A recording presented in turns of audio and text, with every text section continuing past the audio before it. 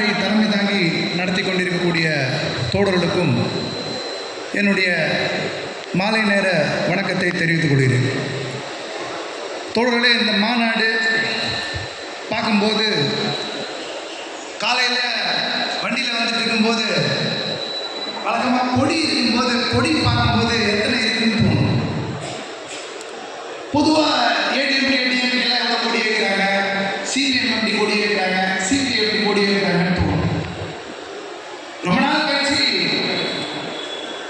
ML party எத்தனை கொடி இருக்கு, எப்படி வேலை செஞ்சிருக்காங்க அப்படின்றதுக்கு உண்டான அடையாளமா அந்த கொடிகளை பார்த்துட்டே வந்தேன். ஒரு நிறைய கொடி இருக்கு. தொடர் ஆசை தோல்வின்னு கேட்டேன், எத்தனை கொடி வச்சிங்க அப்படின்னும் போது 1000 கொடின்னு. 1000 கொடி வச்சு ஒரு மாநாடு நடக்குது. அப்போ ஒரு நம்பிக்கைக்குரிய மாநாடு நடக்குது. அதில் இன்னொரு முக்கியமான பாயிண்ட் என்னன்னா, நான் கவனிச்சதில்ல, ஒரு தைரியமான முயற்சி, வரவேற்கத்தக்க முயற்சி. ஒரு இடதுசாரி கட்சின்னா அப்படிதான் இயங்கணும்.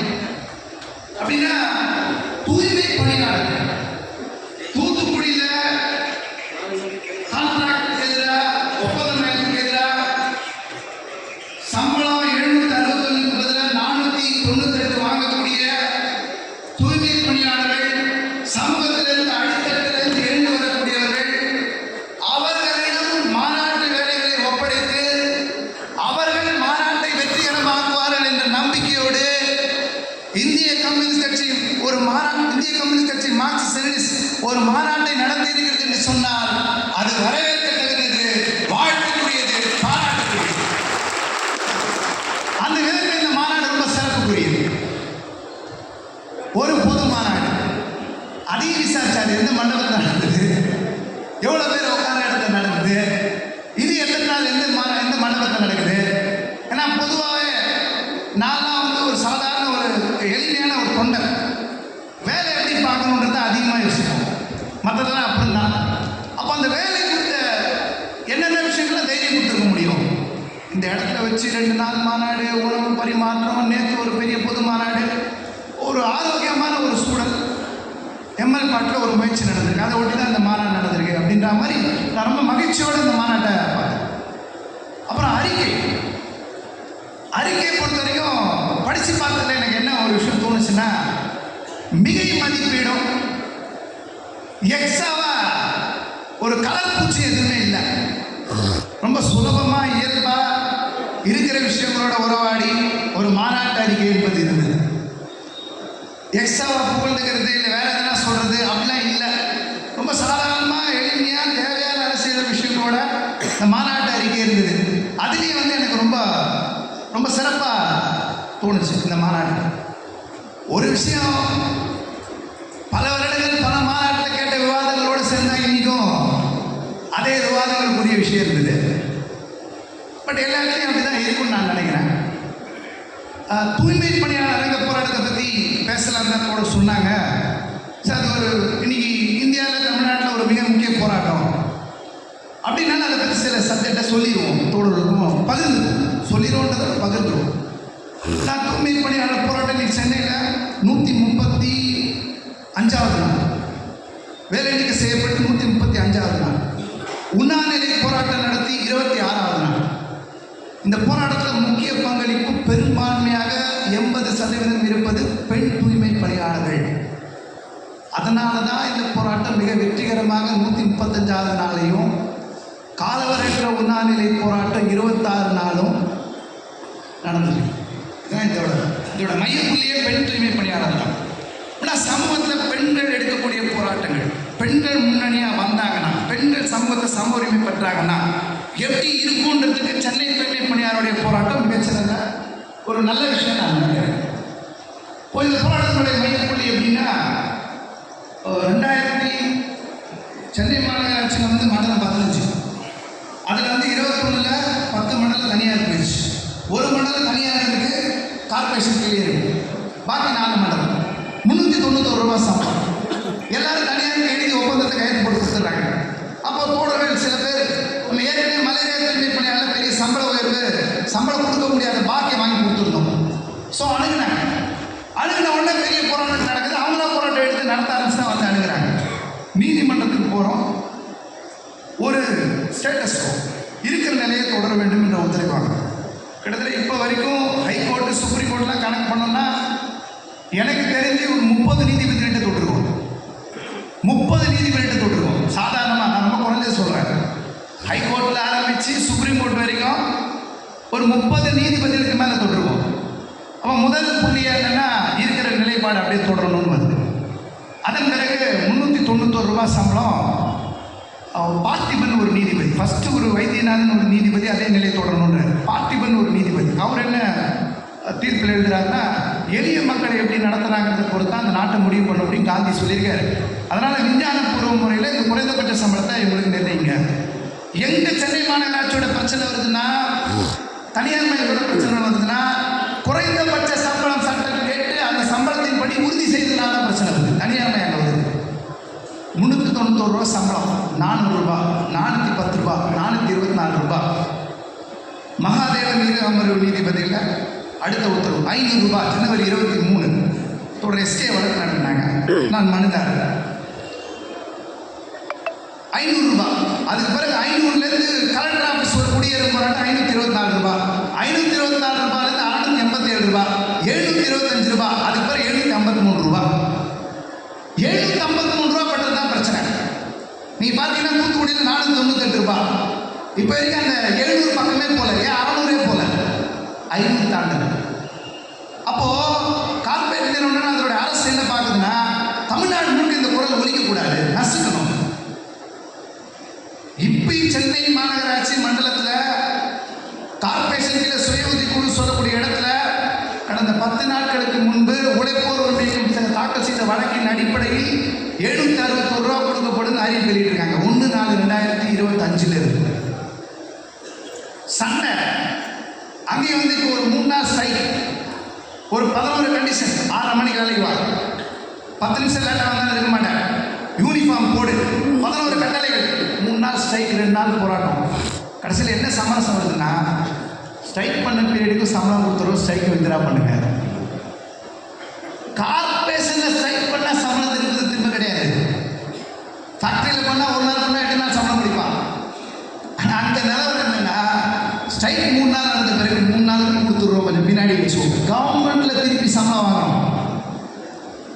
இப்போ என்னென்னா, இது இப்பயும் சென்னை மாநகராட்சியில் தனியார்கிட்ட எல்லா இடத்துலையும் 565 ரூபா தான் சம்பளம். அங்கே ஒரு ஆந்திரா கம்பெனி, நான்கின்னு ஒரு கம்பெனி இருக்குது, ஸ்பெயின் கம்பெனி 6 பேர் இருக்குது. சுய உதவிக்குள்ள நம்ம பெற்றோம். 8000 தொழிலாளர்களுக்கு 88 கோடி ரூபாய் ஒரே நேரத்தில் அரியஸ் வாங்கி கொடுப்போம். நான் தீர்மானத்தில் போடுறேன், அந்த வழக்கின் அடிப்படையில் கோயம்புத்தூரில் போடுறான் கலெக்டர் ரிப்போர்ட்டில். இந்த கோர்ட்டில் வந்து கேஸில் இந்த உழைப்பறிவு வாங்கிட்டு இவ்வளோ ரூபாய் நிர்ணயம் பண்ணணும். ஆனால் எல்லா இடத்தையும் அடிச்சுறாங்க. ஒன்று கான்ட்ராக்டர் பிஎஃப்எஸ்சியில் அடிச்சுதான், எல்லா இடத்தையும் அடிச்சுறாங்க. இது வந்து சென்னை மாநகராட்சியில் இருக்குது. பக்கத்தில் இருக்க ஆவடி தாமிரபரணத்தில் 10,000 12,000 தான் சம்பளம். இப்போ மிகப்பெரிய ஊழல், கொள்ளை, திருட்டு, தமிழ்நாடு மட்டும் சம்பள திருட்டு நடக்குது. தூய்மை பணியாளர் மத்தியில் ஒருத்தர் தலையிலே இந்த 4 வருஷத்தில் 2.5 லட்ச ரூபா 3 லட்ச ரூபா திருட்டு நடக்குது. ஆரம்ப பள்ளியில் 1000 ரூபாய் சம்பளம், நடுநிலை பள்ளியில் 1500 ரூபாய் சம்பளம், உயர்நிலை பள்ளியில் 2250 ரூபாய் சம்பளம். இதை வச்சு ஒரு குடும்பம் கௌரவமாக வாழணும். அப்போ இது போன்ற ஒரு சுற்று வலிமையான கட்டமைக்கப்பட்ட போராட்டம் நடக்கணும் போது 5-6 மண்டலம் தனியாக இருக்குது. எவ்வளோன்னா 2700 கோடி, 2700 கோடி. அப்போ கிட்டத்தட்ட ஒரு மாதம் முன்னாடி கேம்பெயின் ஸ்டார்ட் பண்ணணும். 1 மாதத்தில் 10 லட்ச ரூபாய் உண்டியல் வசூலில் தயார் பண்ணணும். சண்டையில் நிதி ஒன்றில் போஸ்டர் பேனர்லாம் எங்கே போகுது? இப்போ ஊருக்கு வரும்போது 3 நாளுக்கு முன்னாடி காசு இல்லை, போஸ்டர் பேனர்லாம் போஸ்டர் டிசைனிங் மற்றதுக்கே இது வரைக்கும் ஒரு 1.5 லட்ச ரூபாய் இருக்குது சாதாரணமாக. உடனே தொழிலாளிகளை கூப்பிட்டு ஒரு அறிவிப்பு தான், நிதி வசூல் பண்ணுங்க, உண்டியல் வசூல் பண்ணுங்க. 3 நாள் டைம் கொடுத்தோம். இப்போ உடனே டெம்பரவரியாக 2 லட்ச ரூபா உண்டியல் வசூல் எடுத்துருந்து தோல் ஒப்படைச்சிங்க.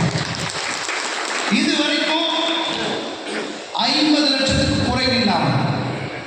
எனக்கு பேசிக்காக வந்து கதை கட்டுறது புரியாது, கதை சொல்றது புரியாது.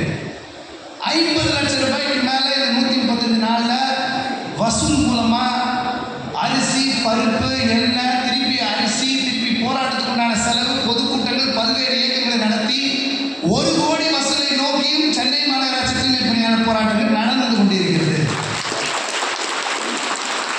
இதில் எனக்கு நான் தனியாக தனிப்பட்ட முறையில் உணர்ந்தது, நான் சொல்லணும்னு நினைக்கிறேன். பெண்களுடைய வீரியம், பெண்களுடைய எழுச்சி, பெண்களுடைய பங்களிப்பை தன்னால் நேரில் நான் அந்த 13ஆம் தேதி பார்த்தேன்.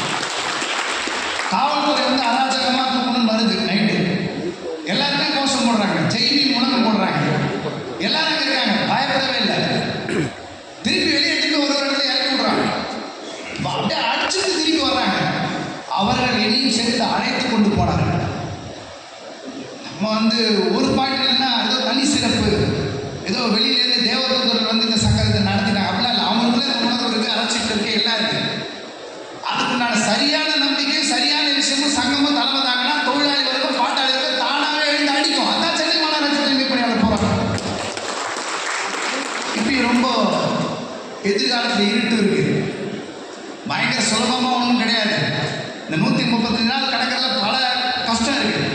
அதுவும் குறிப்பாக உண்ணாநிலை போராட்டம் 17/11/2025 நடந்து ஒரு தொழிலாளி 5 நாள் ஹாஸ்பிட்டல் இருந்தாங்க, 2 தொழிலாளி 3 நாள் ஹாஸ்பிட்டல் இருந்தாங்க. அடுத்த லிஸ்ட்டு 4 பெண்கள் கொடுத்து 4 பேர் உட்காடுறாங்க. 5 நாள் ஹாஸ்பிட்டல் இருந்து தெரிஞ்சதும் பேர் கொடுக்குறாங்க. இப்போ 2 தொழிலாளி உட்காது, 2 பேர் திருப்பி ஹாஸ்பிட்டல் போயிட்டாங்க, 2 பேர் உட்காந்து 6 பேர் திருப்பி ஹாஸ்பிட்டல் போயிருக்காங்க. அடுத்தும் பேர் வந்துச்சு.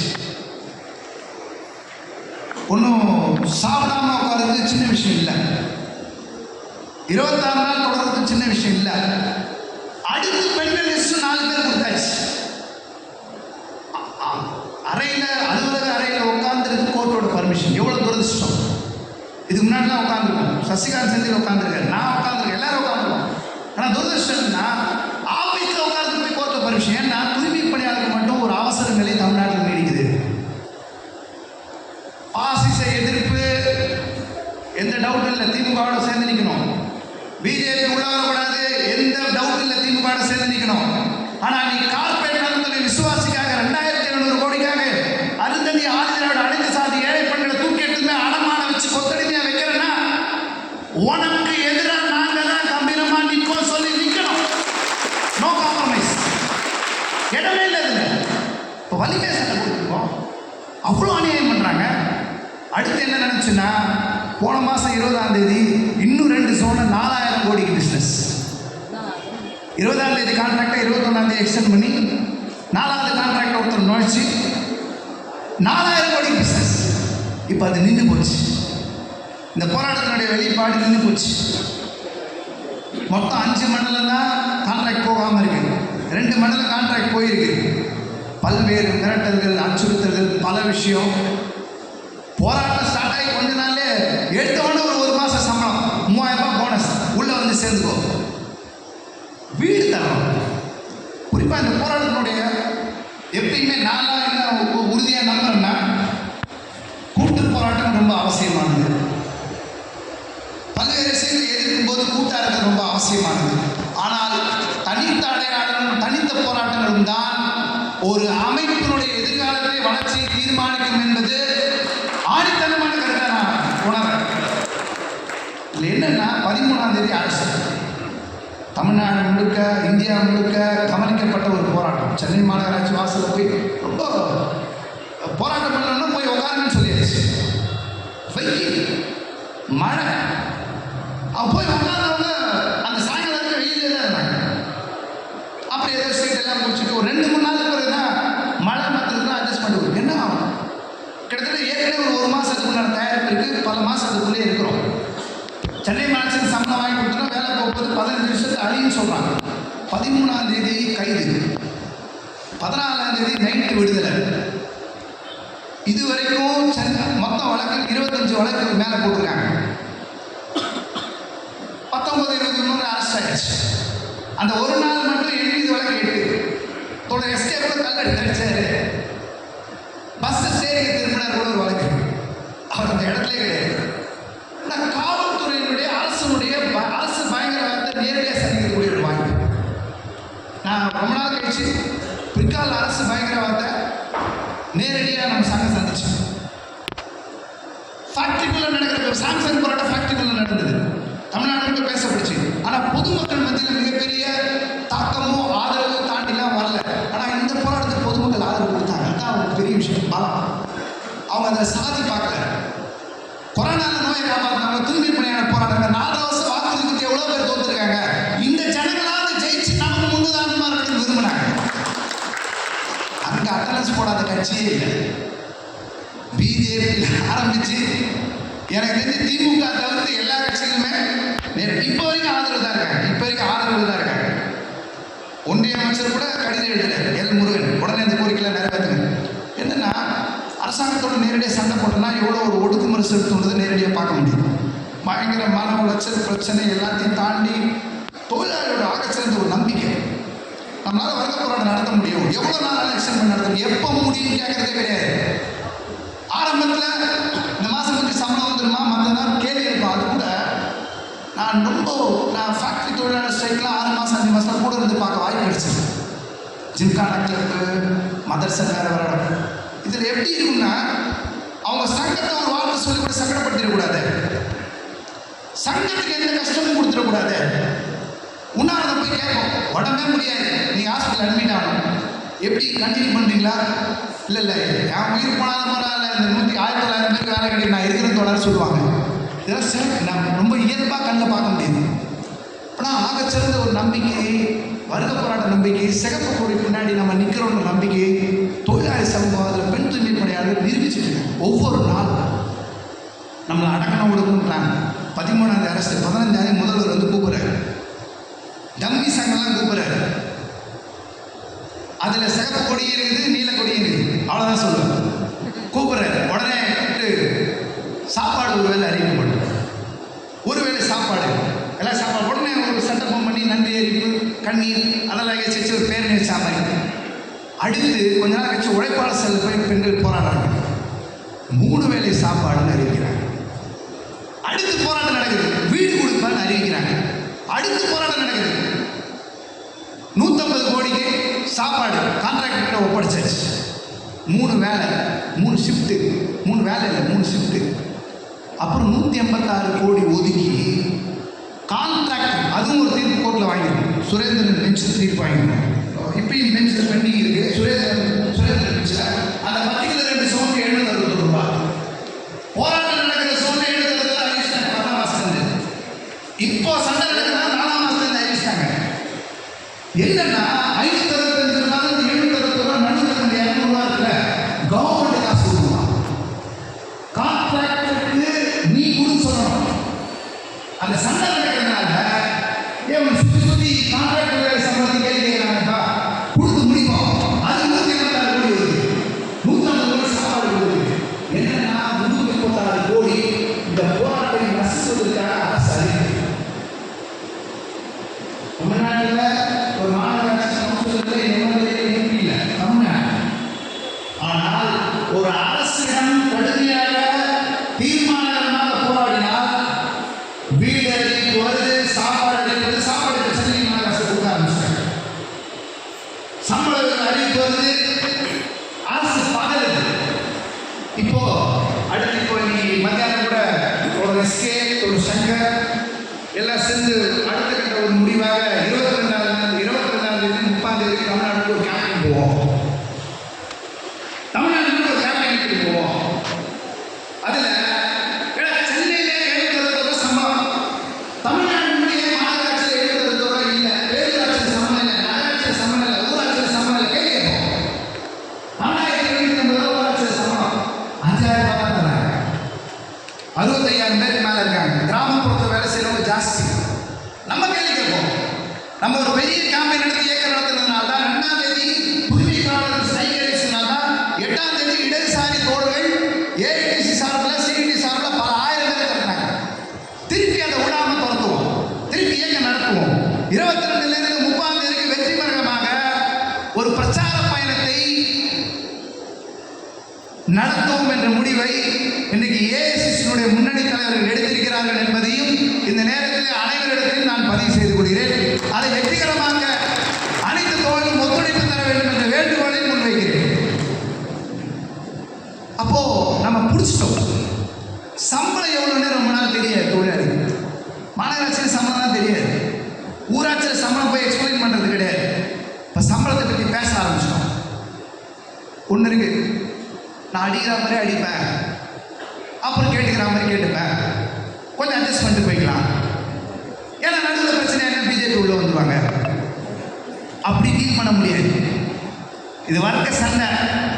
எங்க ஜனம், எங்க மக்களுக்கு நீ தர வேண்டிய சம்பளம், நீ சம்பளத்திற்கு ஈடுபட்டிருக்க, நீயா நானா ஒரு கை பார்த்து உங்ககிட்ட வாங்காம விடமாட்டேன்ற சண்டையை கூர்மையாக போட வேண்டிய அவசியம் சுற்றி இருக்கு. ரொம்ப துரதிருஷ்டம்னா, நீங்க எனக்கு தெரிஞ்ச வரைக்கும் நான் சொல்றேன், தமிழ்நாட்டு ஜனங்கிட்ட போய் நீங்க திமுக ஆட்சி நல்லதெல்லாம் பண்ணியிருக்காங்க, நீங்க அடுத்த முறை வாக்களிப்பான்னு ஒரு சர்வே எடுத்தோம்னா பயங்கர சிக்கலா இருக்கும். பயங்கர சிக்கலா இருக்கும். நீ இன்னைக்கு பிஜேபிக்கு அடுத்த முறையில் இந்த முறையில் ஓட்டு ஜாஸ்தியாகுமான்னு நோக்கி நகர்ந்து இருக்கு. ஒட்டுமொத்த எதிர்ப்பும் வந்ததும் விஜய் பக்கம் வாக்கு போடலாமான்னு யோசிச்சு போயிட்டு இருக்கு. இடதுசாரி கட்சிகள், கூட்டணி கட்சியில் இருக்கிறவங்க, மற்றவங்க சொந்த பலத்தை நம்பி மக்களுக்கான போராட்டத்தை கூர்மையாக நடத்தாமல் இருந்தால் பிரச்சனை தான் இருக்கும். கூட்டணி பலத்தை நம்பி மட்டுமே இருந்தால் பிரச்சனைக்கு 4 வருஷத்துல எத்தனை போராட்டம் நடந்திருக்கு? எத்தனை போராட்டம் நடந்திருக்கு? கூர்மையாக நடந்திருக்கு. என்னால் உறுதியாக நம்பிக்கையோடு சொல்ல முடியும், தூய்மை பணியாளர் போராட்டம் மிக கூர்மையாக தீவிரமாக உழைப்போர் இயக்கம் எல்டிசி இணைந்திருக்கக்கூடிய ஏஐசிஸ்டியு நடத்துகின்ற போராட்டமாக கூர்மையான போராட்டம், வர்க்க போராட்டம் நடத்திருக்குன்னு சொல்ல முடியும். இது பெருமைக்காக கிடையாது. நமக்கு முன்னாடி நிறைய பேர் போராடி இருக்காங்க, பின்னாடி நிறைய பேர் போராடுவாங்க. அந்தந்த இயக்க காலத்தில் போராட்டங்கள் நடக்கும். நம்ம தான் சிறப்பு எப்பயுமே சொல்லிக்க கூடாது. முன்னாடி பல போராட்டங்கள் சிறப்பு கொடி பேரில் நடந்திருக்கு. ஆனால் இதில் என்னன்னா, பெண் உரிமை சம்மந்தப்பட்டது இருக்கு, சாதி அழைக்கிறது சம்மந்தப்பட்டது இருக்கு, நவீன தீண்டாமல் இருக்கு, நீயா நானா மோதி பார்க்கலான்ற ஒரு சண்டை இருக்கு. ஆனால் அவ்வளோ நாள் ஈஸி இல்லை. ஒவ்வொரு நாள் கிடக்கிறதும் நீ 135 நாள் கிடக்கிறது பயங்கர வலியும் அழுத்தமும் நிறைந்தது. நான் மக்களுக்காக நம்மளே சண்டை போடலன்னா, சகப்பு கொடி மீது நம்பிக்கை வச்சுக்கிட்டு அளவு கடந்த அன்பு காதலை வச்சுக்கக்கூடிய நாமே சண்டை போடலாம். வர்க்க போராட்டத்தை சண்டையை யார் போட முடியும்? போடுவாங்க, ஜனங்க போடுவாங்க. நிச்சயமா புரட்சி கூட ஜனங்க தானா நடத்துவாங்க. அது வரைக்கும் ஒரு கம்யூனிஸ்ட் கட்சி இருக்கணும், ஒரு அமைப்பு இருக்கணும், இயக்கம் இருக்கணும். யாரெல்லாம் போராடுறது வராங்க அப்புறம் புரட்சி போய் அடிப்பாங்க, ஈடுபட்டு மாற்றுவாங்க. அது வரைக்கும் ஒரு வர்க்கம், ஒரு அமைப்பு, ஒரு கட்சி நீடிக்கணும். ஒரு பாயிண்ட் என்னன்னா, நான் எனக்கு இது சொல்றதுல ரொம்ப தயக்கலாம் இல்லை. ஒரு இன்னைக்கு இருக்கக்கூடிய இடதுசாரி மூவ்மெண்ட்ல இளைய தலைமுறைகள் அதிகமாக வருவது, தலைமை பொறுப்பு ஏற்படுறது ரொம்ப குறைவு. அப்படின்னா எல்லா இடதுசாரி கட்சியும் சேர்த்தா நான் சொல்றேன். நான் பிரிச்சுக்கிட்டு எம்எல் பாயிண்ட் வரலாம் பேசுறதில்ல. நீங்க சங்கரா இருக்கட்டும், எஸ்கேவா இருக்கட்டும், பல முன்னணிகளாக இருக்கட்டும், மாநகரத்துலேருந்து வந்தவங்க தான், இல்லை தொழிலாளர்கள் வந்தவங்க தான், இளைய தலைவருடைய கூட்டத்திலிருந்து வந்தவங்க தான் அமைப்பு லீட் பண்றாங்க. சிபிஎம்லேருந்து மாற்றம் வரணும்னு எம்எல் கட்சி வருவது வேறு நல்ல விஷயம் தான், வரவேற்கத்தக்க விஷயம் தான். ஆனால் ஒன்று, அடுத்த தலைமுறை, அடுத்த ஜெனரேஷன் வர்றது ஒரு பாயிண்ட். அது முக்கியமாக அந்த கட்சியினுடைய முகத்தை மாற்றணும்னு நான் ஃபீல் பண்ணுறேன். ரெண்டாவது, வர்க்க போராட்டங்களை சுய தலைமையோடு ஏற்று நடத்துவது தீர்மானகரமாக,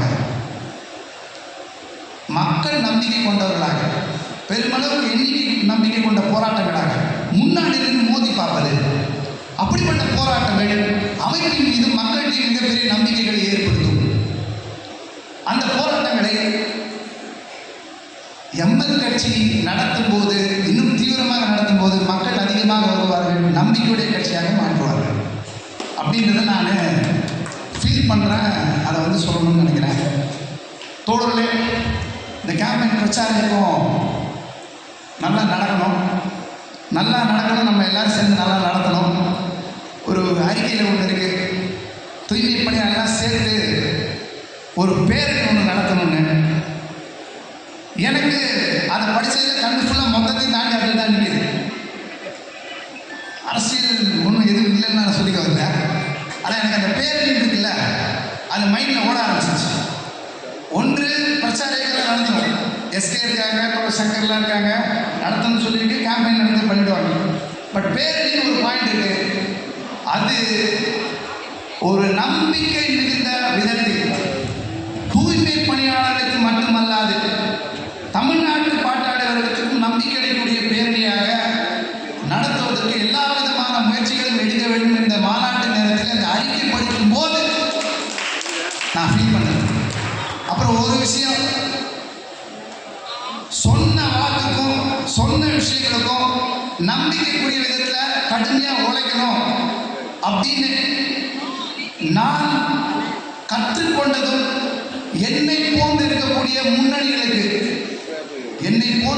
முன்னணிகளுக்கு வர்க்க போராட்டம்னா என்ன, சண்டைன்னா என்ன, மக்கள் மீது கொண்டிருக்கக்கூடிய அன்புன்னா என்ன அப்படின்றதுலாம் இன்னைக்கு கூர்மையாக போராட்டம் நடத்துறதுக்கு ஒரு வாய்ப்பாக இருக்குன்னா அது இந்திய கம்யூனிஸ்ட் கட்சி மார்க்சிஸ்ட் லெனினிசத்திலிருந்து கற்றுக்கொண்ட பாடங்கள், கற்றுக்கொண்ட விஷயங்கள் என்பதை நான் பதிவு செய்கிறேன். இங்கே மாணவர்களையோ இளைஞரமைப்பிலையோ பல்வேறு கட்ட போராட்டங்களை நடத்தி இருந்ததால், அதற்குண்டான வாய்ப்புகள் இருந்ததால் இன்னைக்கு தொழிலாளர் அரங்கத்துக்கு சென்று அங்குள்ள தொழிலாளர்கள் முன்னாடி நின்று போராடிட்டு இருக்காங்க. அவங்களோட சேர்ந்து நின்று போராடுறதுக்கு வாய்ப்பு இருக்குன்னா இங்க இந்த மேடை எம்எல் பார்ட்டி கொடுத்திருக்கக்கூடிய அனுபவத்திலிருந்து இந்த வர்க்க போராட்டம் என்பது நடந்த முடியுது. இதை நான் ரொம்ப பெருமையா மகிழ்ச்சியோட சொல்லுகிறேன். இந்த வாய்ப்பை ஏற்பாடு செய்து கொடுத்து இந்த மாநாட்டில் கலந்து கொள்ள அழைத்து தூய்மை பணியாளர் விஷயத்தில் பேச சொல்ல வைத்த அத்தனை தோழர்களுக்கும், தலைமை குழு தோழர்களுக்கும், முன்னணிகளுக்கும் என்னுடைய நன்றியை, இந்த மாநாட்டை ஏற்பாடு செய்து வாழ்த்துக்களை தெரிவித்துக் கொள்கிறேன். நன்றி. சமூகம்